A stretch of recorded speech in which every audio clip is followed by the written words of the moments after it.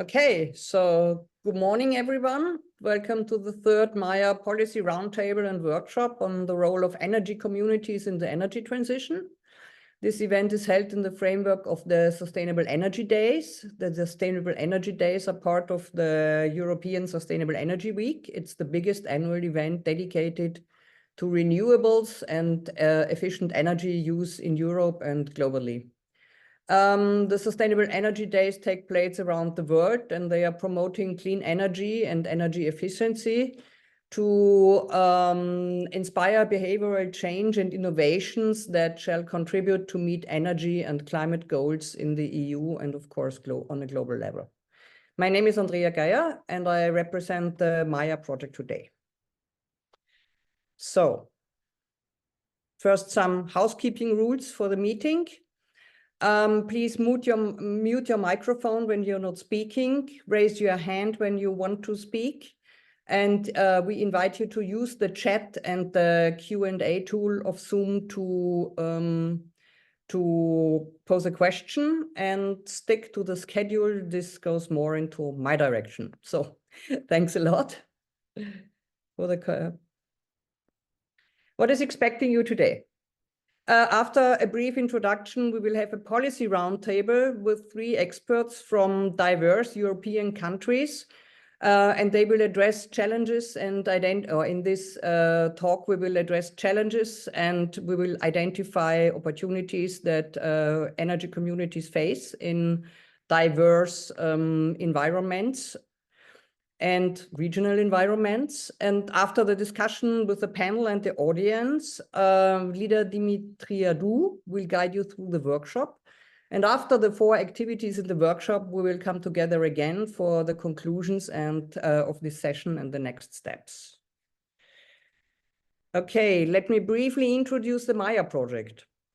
MAIA is a coordination and support action that is funded through the European Horizon program, and it aims at maximizing the impact of climate research projects that are funded by the European Union. It also strives to reinforce the communication and dissemination activities of research projects related to climate research. And of course, MAIA wants to contribute to the democratization and literacy in terms of climate knowledge on a wider scale.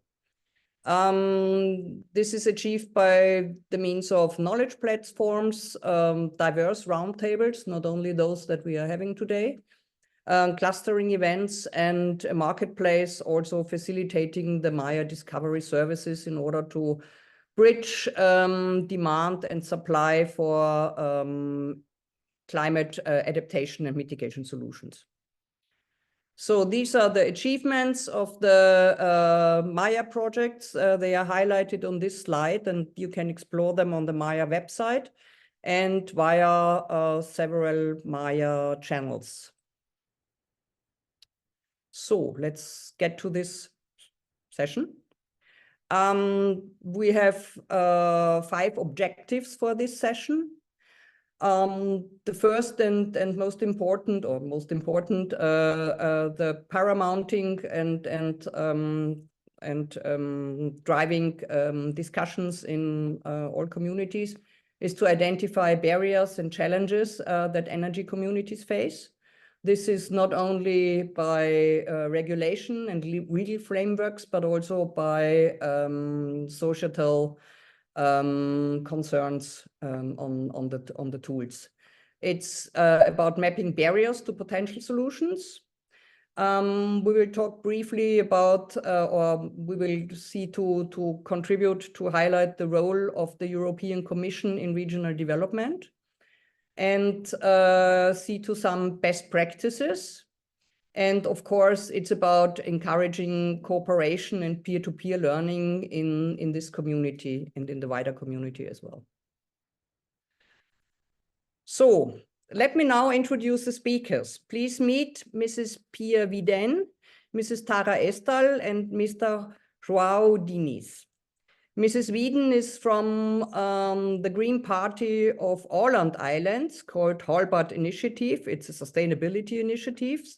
And Åland Islands is an autonomous region of Finland and an archipelago in the Baltic Sea. Mrs. Tara Estel is senior researcher at the Austrian Institute of Technology and an expert on electrical grids. And Mr. João Diniz is an expert on climate change adaptation, and he's with Cascais Ambiente. This is a public service provider in the municipality of Cascais. Before we go towards the discussion, I like to summarize the concept of energy communities in the EU briefly. They represent a transformative approach to energy production, consumption, and governance. And basically, they are rooted in the principles of decentralization, sustainability, and of course, community empowerment. Typically, they consist of citizens, of local authority, of businesses, and also the energy service providers play a certain role in them. And these communities are collaborating in generation, consumption, and overall manage the energy system in a collective way. Aside from being a means to cleaner and more sustainable energy systems, they have the potential to foster also local economic development in several respects, and also to foster social cohesion. There are several challenges for implementing energy communities at a large scale.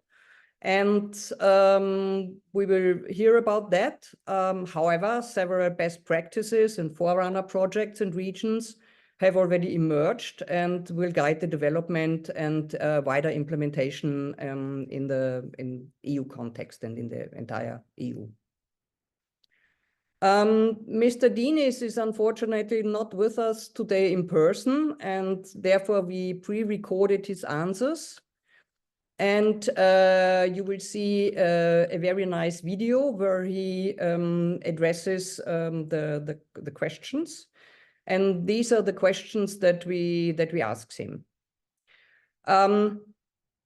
Cascais municipality is currently a model case in Portugal regarding mobility and energy transition. And we asked him to highlight the projects that are success stories in the energy transition, and in particular with respect to energy communities. And also we asked him to shed some light on the question of funding. So many municipalities will potentially receive funds from Portugal 2030 funds. And there is a specific allocation for energy communities. However, there are several barriers to address for the municipalities to address and to tap this financial means and the funding. And an example for that is the lack of professionals in this area. They do not know how to proceed with these investments, how to build stakeholders, stakeholder engagement, and get a broad understanding. And we asked Mr. Diniz to advise from Cascais' perspective to these municipalities. And now I ask my colleagues to share the video. And while the video is started, I think I have to stop my my screen sharing. Yes, please, Andrea. I will share the video now. Yes. And while my colleague is sharing the video, I want to remind you and invite you warmly to put your questions in the Zoom Q&A facility. And it will be shown in the chat as a message, and we will address the questions after the discussions. Okay, please just let me know if you can see the video now. Yeah. Yeah, okay. So let's. Hello, good afternoon. Sorry, I'm not able to be there with you live, but I'm away in a project meeting here in Finland. So therefore, I will only be able to join you shortly after this presentation. So I'll be as swift as I can, trying to reply to 2 questions that were proposed to me by the organization. So I will now share my screen, my presentation, and I hope you are able to learn a bit more and even share your insights in how we can replicate some of your own projects. So let me know. I believe I am sharing my screen right now, so I will share my presentation. Okay, so welcome to Qashqai. I will be, as stated, talking a bit more about our energy efficiency program. In only 4 minutes, it's not much time, but I'll do the best that I can because we have plenty going on. First of all, Qashqai is a municipality located in the outskirts of the Lisbon metropolitan region. And of course, we are doing the best we can to maintain and safeguard this wonderful natural and cultural heritage that we had. And due to climate change, we definitely need to reduce our carbon footprint. And of course, we were the first Portuguese municipality to have a carbon neutrality roadmap 2050. And we have to be able to reduce from over a little bit over 500 kilotons of CO2 equivalent emissions per year to 15 kilotons of CO2 equivalent emissions per year. So obviously, this is a long-term commitment that will require a systemic transformation and therefore the engagement of everyone in our civil society, either from Qashqai or all those in this planet that in some way influence our environmental performance, of course. So what we have here is basically we are engaged in 4 sectors. The most relevant sectors, according to what you saw in our energy matrix, are stationary energy, so therefore electric energy, and transportation. Those 2 sectors are the main responsibles for our emissions. So obviously, to be a bit more efficient, we have to strive with actions that reply to those initiatives. So allow me to talk a bit very quickly, very briefly about our transport policies. Cascais was the first Portuguese municipality to develop a free public transportation system that works as a mobility as a service, so free for all residents, students, or those citizens who work in Cascais. This obviously foments the sustainable behavior in our mobility patterns, and it does help us to significantly reduce our CO2 emissions. This was obviously made through a very thoroughly assessed financial model, which allows us to have sustainable financial management, obviously, and it has the ability to tweak or to integrate other services, such as, for example, parking, bicycle rent, scooter rent, EV charging, and so on. So this transportation is only added by our own fleet here at the municipality of Cascais, namely Cascais Ambiente, where we are moving on to the electrification of our mobility. Then we also are heavily investing in our energy communities. So those are quite challenging, as you can imagine, but it's a healthy investment in our case. So according to our carbon neutrality roadmap, we will have to implement over 180 megawatts of energy, of solar energy here in Cascais, if we want to reach carbon neutrality. And the best way to accelerate this is through energy communities. So why is that? Because solar production, decentralized solar production, is obviously something very appealing when it comes to the return of investment. But if you actually promote energy communities, then you are adding even more value to your equipment, to your participation in this local decentralized production. And the reason is both households and infrastructures, they have empty hours where they're not using energy, and therefore all the energy that is produced can be forwarded and sold to neighbors around it. So this, we foresee that will engage even more stakeholders and more partners in this new business model. And so this new business model that is sustainable and foments renewable energy sources, therefore zero emission on energy, is something that we are looking for. And we've already been working with some both private and public stakeholders that really want to make this go forward. We have a few installations already implemented. We have one energy community already established by a private company here in Cascais, together with NGOs, with social NGOs.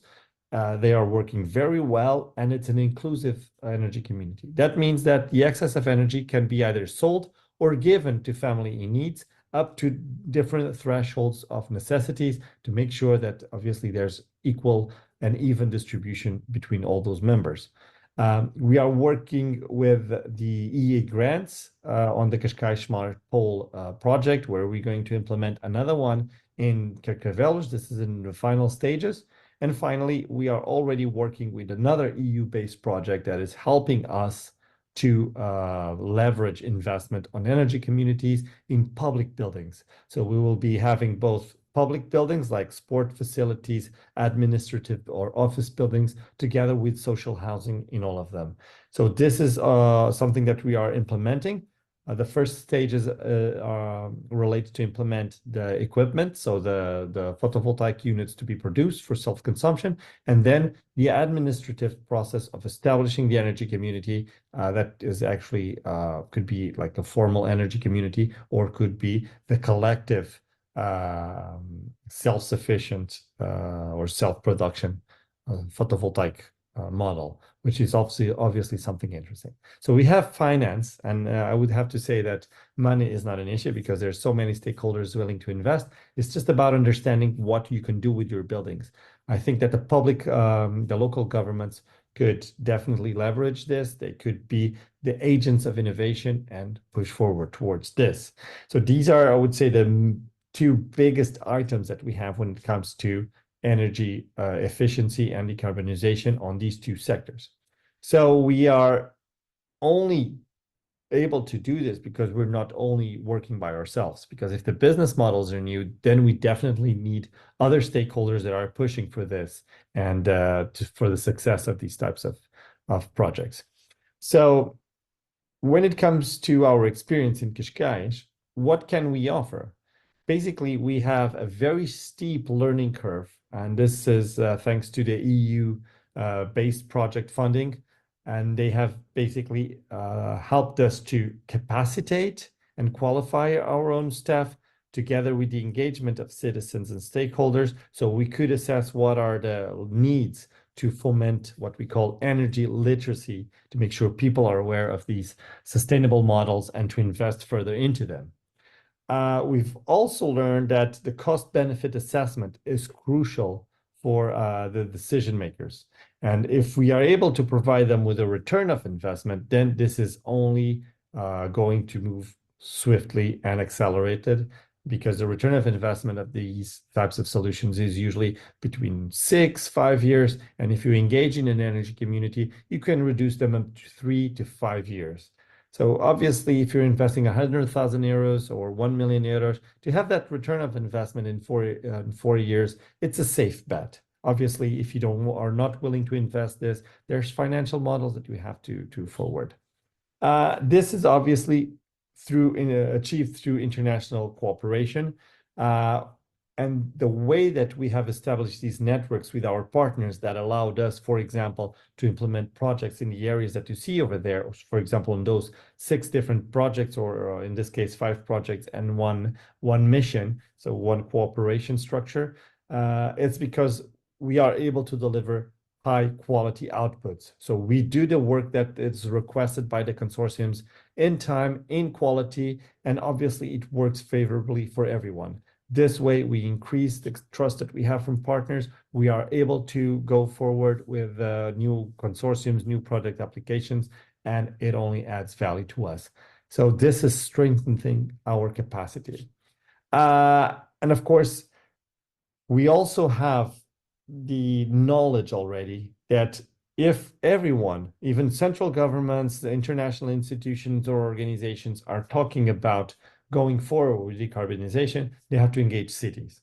So we are actually the ones who implement the technologies and the policies that others decided to move forward. We are the ones who can be the first uptakers and the innovators of new renewable energy solutions or sustainable transport solutions. Whatever it is, the towns or cities can definitely leverage what we are doing, what we are aiming to do. So these are our learnings. This is what we can help you with. Let us know what you think about it. I think I'm already running out of time, but regardless of that, I wish all great work over there. And if you have any questions, just let us know, because in just 8 minutes, it's definitely not enough to provide all the things that we are doing. So thank you very much. Bye-bye. So Wow. this is his message. I think it's really interesting. He also allowed us to share his email. I will put it in the chat. And if anyone have a question to address to him, he said that we could feel free to send the email, and he will reply as soon as it's possible. Super. Wow. It was really inspiring, I guess. Thank you very much, Mr. Diniz. I like to go north right now and proceed with Mrs. Viden. We heard already she's from Finland, from an autonomous province there, region there. And I liked to ask you, Mrs. Whedon, how do local, national, and international regulations and policy impact energy communities? And what strategies can you use as a region to navigate regulatory challenges? Thank you so much for the question. I'll try to answer it from our perspective. I shared a couple of links in the group chat so that you can open, which should be in English, about our wind projects here, because I think that is, with a limited time, that's what I will focus on. We have an interesting project going on, and we are looking for solutions to get a buy-in locally for these huge projects. And I think that would be of interest for the discussions. So Åland Island is a region, autonomous region between Sweden and Finland. And it is of interest also from a NATO perspective, as Finland and Sweden recently joined NATO, but Åland Island is demilitarized. And that means that there's no military presence on Åland Islands. And Russia has its eyes on Åland Islands as well as the Gotland Islands outside Sweden. And therefore, building sustainable energy resources in the format of windmills has been a delicate issue here. Even though we have one of the most best wind, what's it called? Well, you gave me the word. The best, it's a good region. Wind conditions. Thank you. One of the best wind conditions here for building wind energy mills. The other thing that we have is that we are situated between the most best populated areas in Sweden and in Finland. Southern Finland and central Sweden are far away from the energy production of northern Sweden and northern Finland. Originally, we thought in Sweden and Finland that the energy production in the north would be easy to transport to more southern regions. But it turned out that all the industries moved up north in Sweden and Finland, so they are using up all the energy there. So these regions need energy badly. We have commercial actors which are very interested in establishing windmills here in Åland Islands. We have companies which are willing to build 19.5 tera kilowatt hour producing energy here on the northern part of Åland only. So it's 340 turbines, which are 420 meters high. It would be the biggest energy production, sustainable energy production in all of the Baltic area. Mm-hmm. The thing is that there's only 31,000 people on Åland Islands. So the decision is done locally. We have our own lagtinget, which is allowed to make our own decisions on this. So Finland has no say in it. But of course, we're part of the European Union, so we follow follow the European Union's general rules. We have another interesting element in this, which I thought would be interesting for the discussions, which is that we have 16 municipalities, 16 very independent municipalities in the Åland regions. And the ones which are up north are very small. They can have only 500 to 2,000 inhabitants. And these small municipalities have a say legally on whether these wind turbines will be built on their land area or not. At the same time, they have a right to collect a tax from these wind turbines for up to 40 years in time. Mm-hmm. And so we have sort of an income possibility for the Åland as a region, but also for these municipalities. And we have a big debate or discussion about how we are going to build sustainability, also economical sustainability, social sustainability, with a situation where small regions, small municipalities will get a huge amount of money, probably, if they agree to building these areas. There is also coming up a situation of competition between these municipalities, because some of them will probably say yes, and our others will maybe say no. But the wind turbines, which will be built in the water area north of Åland Islands, is going to be, it's quite far away. It's as far away as possible, but still on Åland waters. They will be visible, but not very much so from the shore. We've been looking at, to just get buy-in locally, we've been looking at different models that regions around the world use for this. And we've been looking at the Alaska model. I don't know if you're familiar with the Alaska model, where there's an oil a fund, which the Alaskans got, and people are owners of this fund and get yearly an income. Every Alaskan citizen gets a yearly income. You can call it a citizen's salary from these funds. And that's one model we've been looking at, which would be a way of dealing with this. We're also talking about a dividend. You could say that this money would be invested, and then you would have a dividend for all the Åland Islanders. At the same time, of course, as in all regions, the green transition is expensive, and everybody needs money right now for the green transition.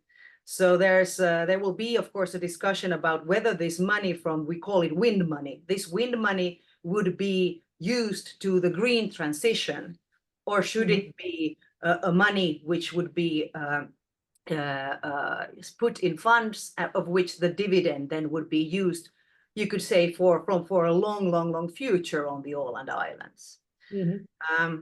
Shortly, in addition, we're planning to make hydrogen gas from this wind energy to save it up, and that will make the Åland Islands probably a port for green traffic in the future. So there's a lot of business opportunities here for the Åland Islands. We can really become a very interesting forefront area. And the Åland Islanders are known for their sort of attitude of commerce and an interest in new business opportunities. The decisions about this are done on, of course, on a municipality level, on the state level, and then on a local level. And the decisions are going to have to be done in this year or the next year. So this is something that's really strongly on everybody's table. And I represent all of as a politician, I work it from that end. Then I'm, of course, part of one of these municipalities, which is this is about, and then, of course, the environmental organizations locally. Mm-hmm. So that's sort of what I wanted to share with you as a case to discuss. Super. Thank you very much. And it seems that money is a big motivator and remedy. I see that Tara has her hand up. Maybe we can reserve the discussion, and may I ask you your questions before? Well, it's just really a question to understand it better. I just wanted to know, you said there's this generic income. How high is it? Okay. Oh, so the generic income, this is all just plans. We don't know because the deals are, of course, not made. It's a discussion with those companies. But not, for the moment, it looks that all the Åland Island citizens would get 2,000 euros per person per year for the from the water, for the income of renting the water area. But in the municipalities, it would be a question of millions. I think it's like 16 millions a year per municipality, and then you divide it on 500 people. Wow. Then you can do something. Yeah, that's interesting. Tara, in Austria, there are energy communities already in place. So Austria was sort of a forerunner in that respect. What are the lessons learned for Austria from this fast rollout? Yeah, thank you so much. Yeah, in Austria, we have now more than 1,000 energy communities. And I'm still surprised by this number. I mean, we're a small country. We are not Germany. We're small. We are 8 million, 9 million people. So I think it's a really large number. And I think, yeah, there's some really interesting lessons learned from it. And what we can see for sure is anyway, that when you do it right, that you can engage the customers. I have been working on the topic how to get consumers to interact with demand response programs and this like for a really long time. And it was not always so easy. I think a lot of you know it. It's really hard to get people engaged. But with the energy communities, it's really, I have the feeling that the people want to engage with it. And I think this has several reasons. Some of them are, it's super simple. The concept is very easy to understand. And also it's social. So some years back, we thought about how to engage the people. And already back then we thought, okay, yeah, we really need to go via the key stakeholders, via the major, via the people to really interact with them and get them to participate. And I think the success of the energy communities shows that this is really true and that you can get people engaged on this social local level. Sorry. There is a question matching very well to that. So do energy communities have the potential to support vulnerable communities as well? And how could this be achieved? I will answer this, but please just let me answer the lessons learned. Because I think there's some nice things that you can learn from Austria, because I think the organizational barriers of energy communities can be really quite high, because a community has to do it by themselves. They have to have some contracts. They have to have a lot of things that I have to set up. And in Austria, we have a coordination body that was really implemented in the law that we, like Austria, has to do it, and they help communities who want to help in their first steps. They help them, and this really helps. And it really helps across Austria. We have energy communities like everywhere, not like in one region, but really everywhere. And so this, and then secondly, it's also regulated how the savings are split on the grid side. So this is really, so we have a clear allocation rule. There are two different ones, and the DSOs, they have to implement it. So the DSOs are forced by law to collaborate with the energy communities. And I think this is very important, because you need the DSOs for metering to get the data and everything, and they have to do the billing. So I think this is also very good success factor, that they have to do it and it's not voluntarily. And also that we have this clear rules for the allocation. I think this sometimes it's a little bit a hinder barrier for innovation, but on the other side, I think it's really helping, because it's so clear, and then you really know what to do, and you can have like standard contracts, for example, that you just change a bit. So now I want to come to the question that you asked regarding the vulnerable households. There was a questionnaire in Austria, and the TU Vienna, they asked 37 energy communities, and 18 answered. Thus, if they themselves perceive energy communities as an enabling factor for vulnerable people, And they and more than 70% of them, like around 70% of them said, yes, it helps. When you're part of our community, it helps to reduce the risk of energy poverty. But so this is a yes, but for me, there's also a no part in it, because we have the grid tariffs. So reduced grid tariffs are possible when you're part of a local energy community or a local regional energy community. But the grid tariffs, I mean, when the energy community is grid friendly, really the costs are reduced. But very often, in case the energy community is not grid friendly, the investment costs of the cost of the grid operator stay the same. So some energy community have reduced grid tariffs, so the others have to bear it. And it could be that there's a fairness issue. So I think that we should get energy communities grid friendly. When they're grid friendly, then they deserve to have reduced prices. And I think there's still a way to go. And I think we should really ensure that they support vulnerable people, like, for example, making it easy for social housing to participate in a big community, like an energy community, even when this social housing is provided by a large company. They are currently not allowed to participate. So I think there is a big potential, but they are not yet, we don't yet fully exploit the potential of supporting, to make it a vehicle to support vulnerable people to the full extent. Super interesting. So I didn't match the housekeeping role in being time efficient. The time is up and we have to hand over to the workshop. I propose that we have a discussion round after the workshop and discuss all the everything that is heard until then, and we will see that we can also catch up with the questions in the chat by then. So, Lida, it's you right now. Yes, thank you. Let me share it again because some people entered afterwards. I'm sharing the chat box, the MAIA board that we will use. First of all, I'm Lida. Sorry for if I didn't introduce myself. So I have entered in the chat box the MAIA board. Let me share my screen. Okay, does everyone see my screen with the MAIA board? Yes, great, thank you.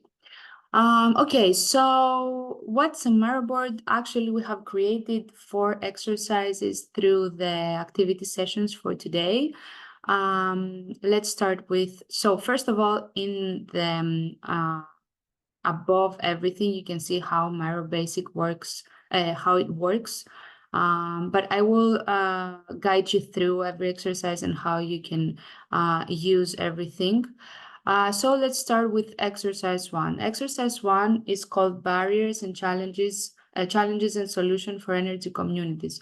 So in essence, we want you to identify the main barriers, challenges, and solutions faced by the energy communities in Europe for 6 different aspects.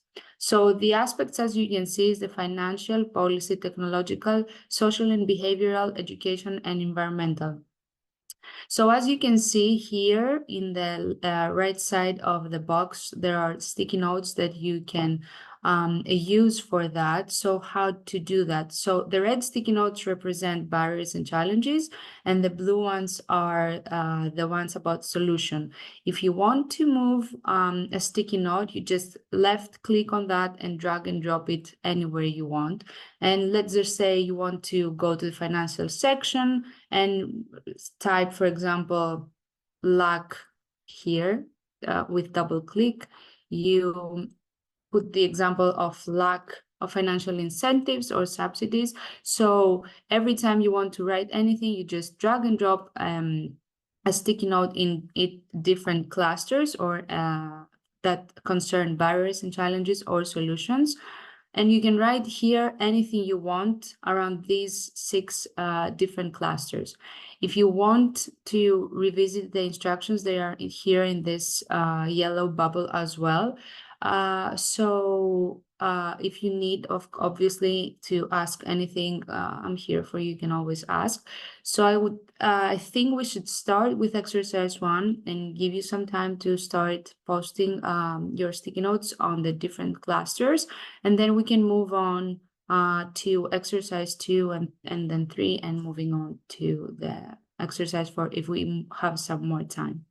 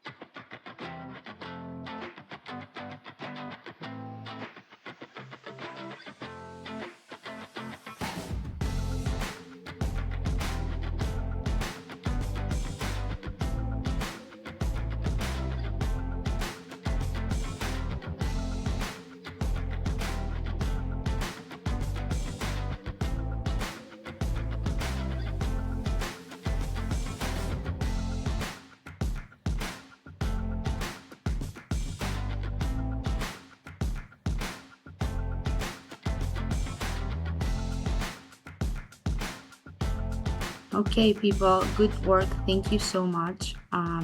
We will send you the MAIA board with the link to fill in any ideas that you have as well. But now it's time to move on to the second exercise, which is on the right side of exercise 2. You can see it in my screen as well. So the second exercise is named Role and Impact of Energy Communities. It's a brainstorming exercise mostly. So we have created 5 different clusters for different aspects, as you can see. So it's economic growth, job creation, community empowerment, environmental sustainability, and just transition. So again, the sticky notes are already here, but as you can see in the right side, we have created some more if you need to add here. And under this line, there are the sustainable development goals. We have put the ones that have to do more with environmental issues. So that's why it's only the 6, 7, 11, 12, 13, 14, 15. Again, you can use the sticky notes as before, or you can just go there and double click on the sticky note and write anything you want. So for example, let's say you want to go, I don't know, to the environmental sustainability cluster, and then you write here, reduce greenhouse gases. greenhouse gas emissions, sorry, through renewable energy adaptation, and it's linked to, for example, SDG. Oh, so this one that I wrote, it's SDG 7 and 13, I think. So you can write either one or both if you think that it's linked to any of these sustainability development goals. So we'll give you some time to think of what you can do here. And if you want to add more stickers, you can drag and drop it again like previously. So let's start with this exercise, and then I will give you again, let's say 5 minutes, because we will be out of time for the rest of the exercises. And then we can move on to the third exercise.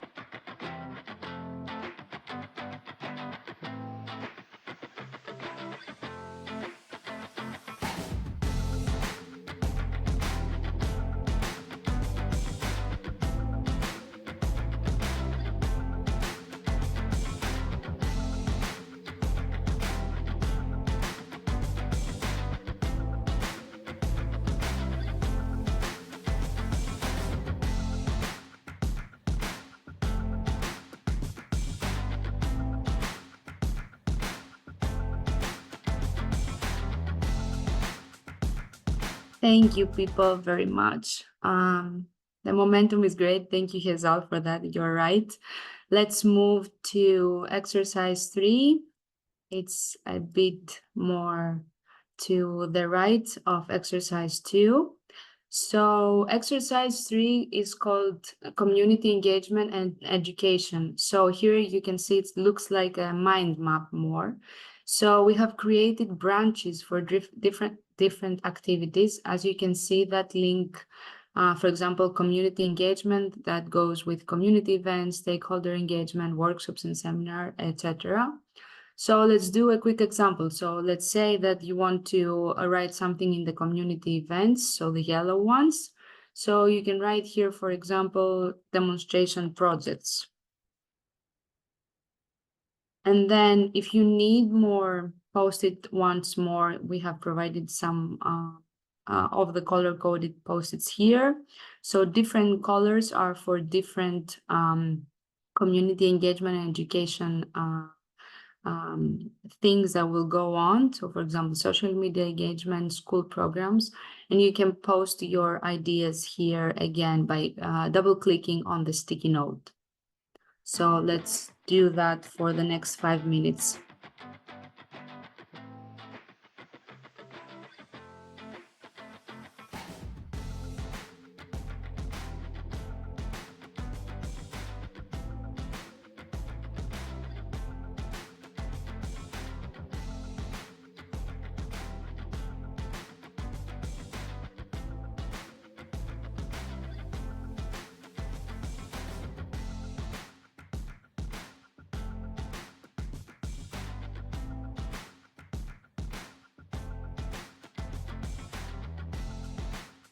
Okay, thank you, people. Great work. Let's move to the last exercise, which is on the right of the other 3. So here the exercise is called Vision and Goal Setting on Energy Transition. So we have created 3 different circles that represent 3 different timelines. So the first, the smaller in the middle, it's the short term, which is the vision and goal setting for 1 to 2 years. And it has the yellow sticky notes. And then the outer circle is the medium term, which is the year 2030. And then the long term, which is the circle that is the bigger and darker one, it's the long term, which goes to year 2050. So different colors of post-its represent different timelines. You can double click again on the sticky notes that are already here, or you can drag and drop one sticky note here. Either way, it's correct, anything you do. So for example, let's say you go to the medium term and you write, for example, that the vision is to achieve, for example, energy self-sufficiency. So you go here and you write it and you have your vision here. Or you can either write it as a goal. So for example, the goal would be to develop local energy storage solutions And then you go right here and you write your vision. Your goal. And it will be with white because it's the medium term. If it would be, for example, the pink ones would be the long term, and again, the yellow ones will be the short term. Because there's not so much space here, you can just move, drag and drop sticky notes around. We will make sure that they will be seen either way. So I will give you the 7 left minutes for the exercise for that. And thank you for your cooperation and your participation in the exercises.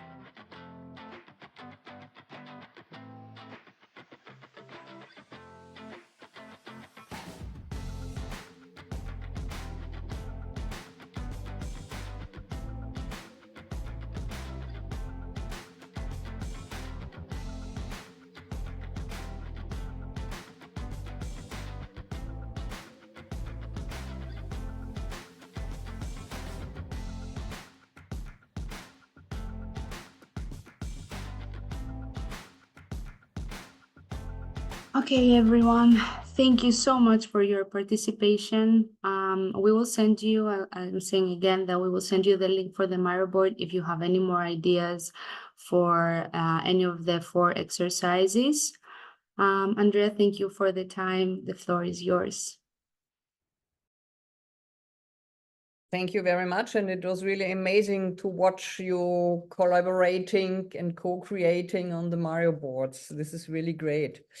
So since we missed a bit the part of discussion, I want to make the conclusions really brief and try to spark some sort of discussion here in the room in the next in the final 10 minutes. I guess that we will share a summary of the event with the audience, and I have a question to Lida. You said already the MAIA board will be open for a longer time, so yes. It will be open for at least a month from now, so you can anytime you feel like participating or including any information, you can go there with the sticky notes again. And okay. I will make sure that there will be a lot of sticky notes, so there's no confusion on that. Great. MAIA team, will there be an update after this month to the participants and summarize it, or could be a promising idea on that? Mariana is nodding, so yes, we will definitely stay in touch with the community here. Let me, before the floor is yours to discuss, just share 5 points with you that I took away from the panel discussion. So we learned that energy communities definitely have an economic angle. We've seen this in Cascais in terms of the searching for business model and implementing business models. And there is definitely in all on the islands a big economic and monetary issue in terms of opportunity, and also maybe threat to threatening the communities. Regulation and legal framework are important to ensure fair condition and benefits for all. We have seen this in the Austrian example. And of course, also to spark a wide distribution and uptake of energy communities by the population and by organizations. This is also ensured by a governmental advisory facility. This also directs a bit to Joao's contributions and the question to him how municipalities can tackle the money given to them to develop that and to speed up the implementation. There is definitely directing to this is also the capacity building and literacy and energy literacy, as he posted, is an important facilitator for all actors on the scene. And there is also an important role of public administrations, even as innovation agents. And from working with public administrations, this is not a role that they traditionally embrace with gusto so far. It fell a little short of discussing the technical implementations and the role of grids. So Pia mentioned it by that the grid would be important to bring from the source of production to the source of consumption, to bring it from north to south. And there arise huge opportunities for regions that can balance the production and the consumption regionally, and also to go beyond the grid. And with that, I would encourage you to start discussions and pose questions to our speakers, and ask you to contribute widely in that respect for the last minutes. And of course, maybe also the speakers have comments to each other. Perhaps I can kick it off with saying something about the grid. We have had a lot of analysis how how energy communities can be grid friendly, and we see that there are quite simple grid tariffs that can support the grid friendliness of energy communities. So I think there are possibilities, as for example, when we say we make an easy proxy for grid friendliness. Let's say that over a year, the peak transformer station should be reduced. As this is like one measure of grid friendliness. Another measure is that you support voltage, for example.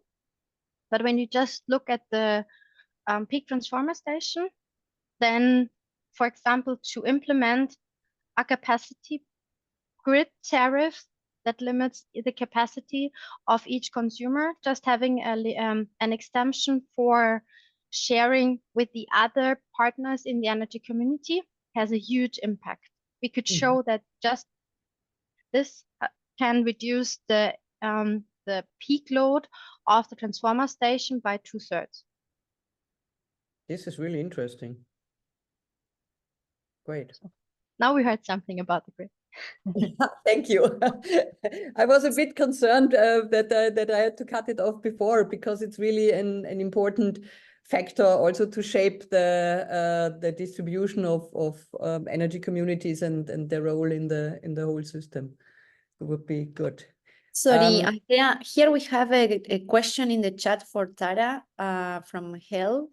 It's saying if you can explain the grid friendliness, maybe in a short. Grid friendliness can mean several things. For example, it can mean that because of an energy community, it can lower the investment need, the future investment need, because of PV and so on, and electrification in the grid. And so that the energy community actively helps to reduce these investment costs. So this is like my really high general aim that an energy community should fulfill to be grid friendly. And there are two very big things that come into play when you look at the distribution grid, not at the transmission grid level, but at the distribution grid level. And this is the transformer station and the voltage load. And both things can be influenced by an energy community. Thereby, the transformer load, this is the one that I was talking about now. This is just the energy inflow and outflow on average over year. When you can reduce this, then you can reduce the needed transformer station. And because of this, you can save costs. And voltage is really it has to be measured quite frequently, and it's a very big impact where you are in the grid. So to be grid friendly there would also be possible by an energy community, by flexibility. But for this, you would need a lot of measuring devices in the grid to know how to control the energy community in real time to support this. Did this answer the question? Yeah, Helle is nodding. There is also a comment from or a question from Dennis. Isn't distributed energy production inherently grid friendly, especially if combined with local energy storage? And I want to put another question right in it because maybe it fits in.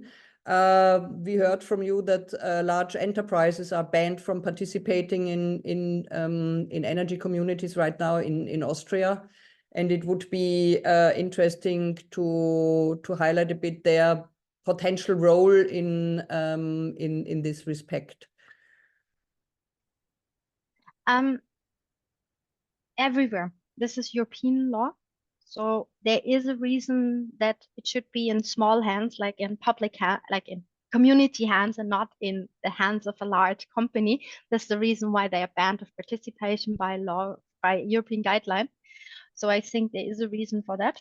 But now to come to the question of the grid friendliness, we see a very large need for grid investments.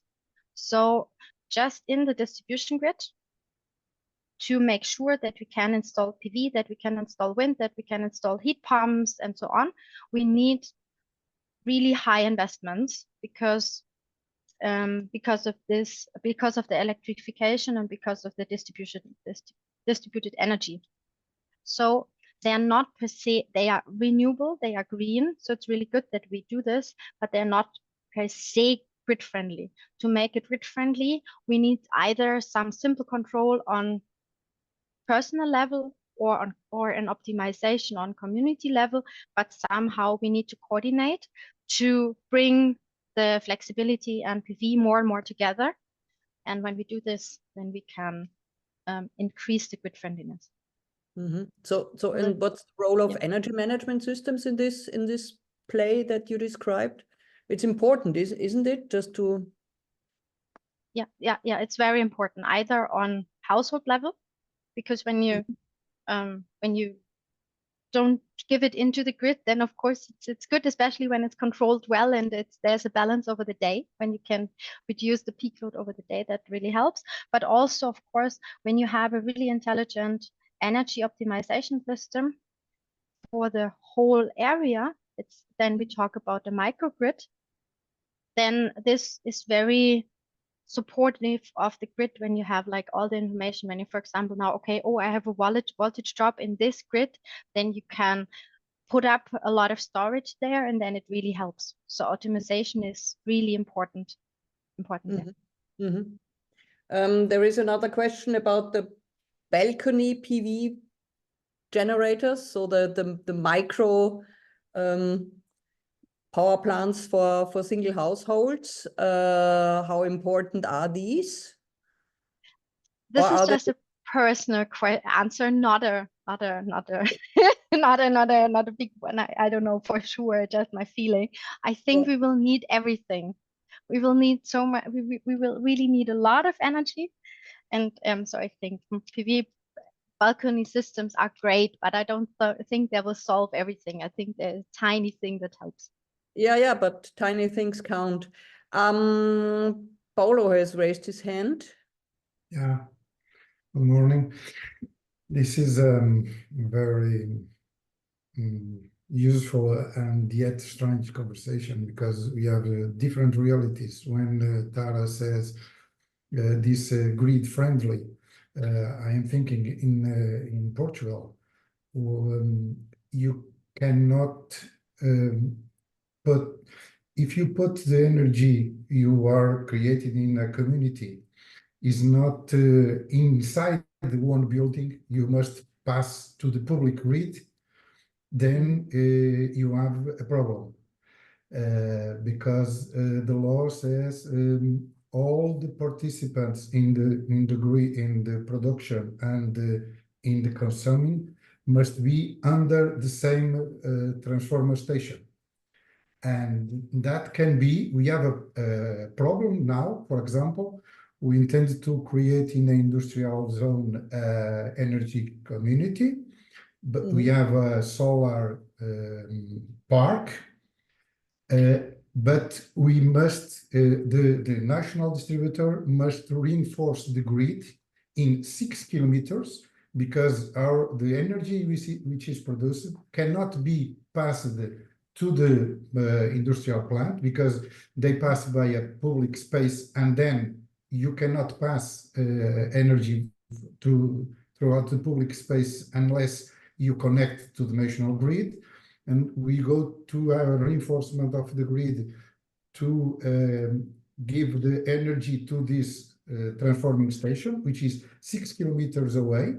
And then the energy returns to the industrial park, which is again 6 kilometers in the opposite direction, and is 500 meters from our solar park.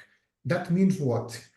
Our investment is about 5 million euros, but for the grid reinforcement is 2.5 million euros. And that you must pay.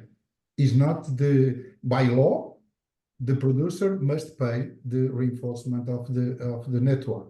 And because that this is when you have a solar park with more than 1 megawatt, you must have a license. And this kind of license is very difficult and very hard.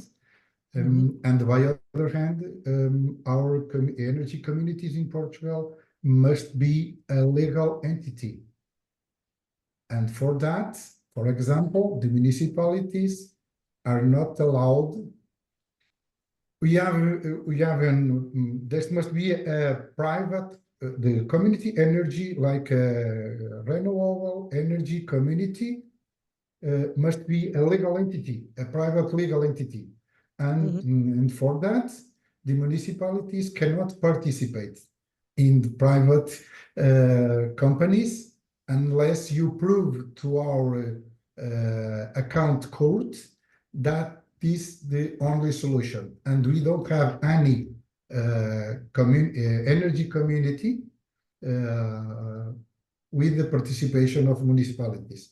We are having this, like João said, the auto consumer community, not a legal entity. But we have a national distributor, and even if you have some sort of software or technical instruments to have a distribution or redistribution of the energy between the participants, this national distribution company has not already prepared to do that. Which is whatever, it's not, if you have several ways to distribute the energy to the people, they use only one form, which is it's proportional to the consumption. It's not possible now to do that, because the legislation does not allow that, because that the different realities in different countries, in different European countries, are very different. I know an experience, for example, in Italy, in Sardinia, where they used this blockchain technology to make the distribution of the energy in this island, in the production in this island.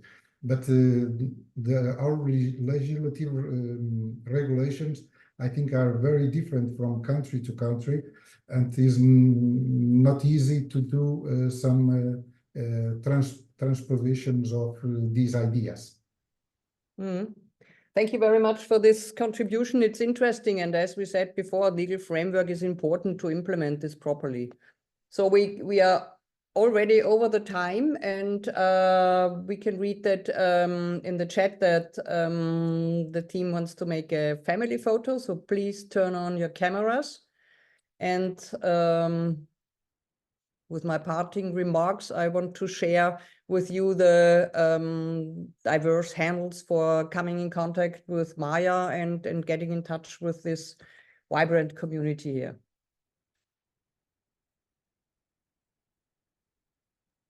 Yes, if you all can please share your picture so we can take a family photo. And then at the end, we're going to be sharing with you in the upcoming days a report of the Policy Roundtable and the workshop. So please, well, okay, I'm going to take it. 1, 2, and 3. Great. Thank you so much. Super.